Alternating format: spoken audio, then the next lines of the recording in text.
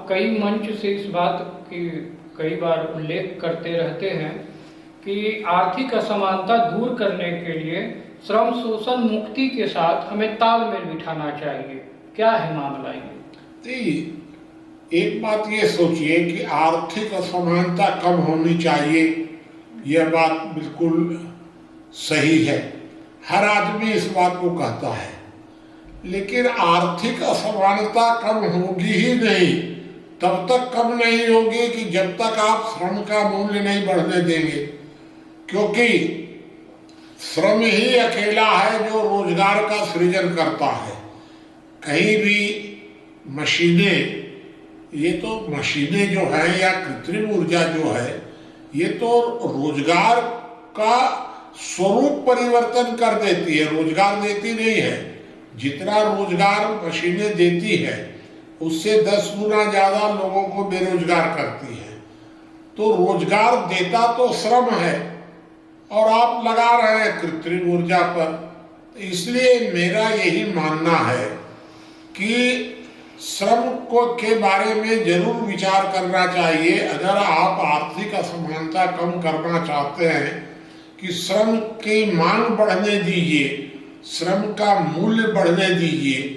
अगर ये दो बातें आप करते जाएंगे तो आर्थिक असमानता दूर होने का लाभ पूरे देश के श्रमजीवियों को भी मिलने लग जाएगा।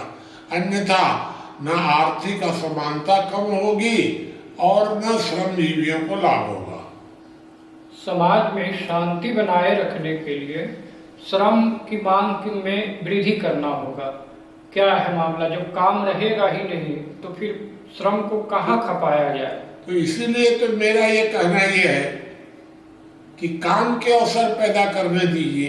तो वो तो श्रम से पैदा होंगे, मशीनों से काम के अवसर पैदा नहीं होंगे। क्योंकि मशीनों का 2 तरह का काम होता है।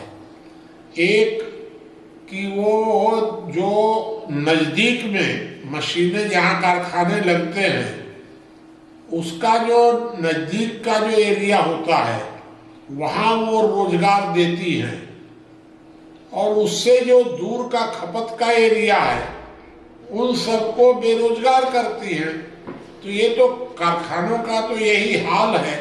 तो इस पर हम लोगों को विचार करना पड़ेगा कि मशीनें रोजगार देती नहीं है, श्रम से ही रोजगार मिल सकता है। एक और आप कह रहे हैं कि किसान आत्महत्या करने को मजबूर है, तो किसान के पास सबसे ज्यादा तो श्रम की ही मांग होती है। बिल्कुल, तो मैं इससे सहमत हूँ। तो फिर इस श्रमिक को पैसा कौन दे? एकदम मैं सहमत हूँ, क्योंकि मैंने कई बार कहा है कि आप कृषि उत्पादन का मूल्य बढ़ने दीजिए ना। काहे तो महंगाई किसके लिए रोक रहे हैं?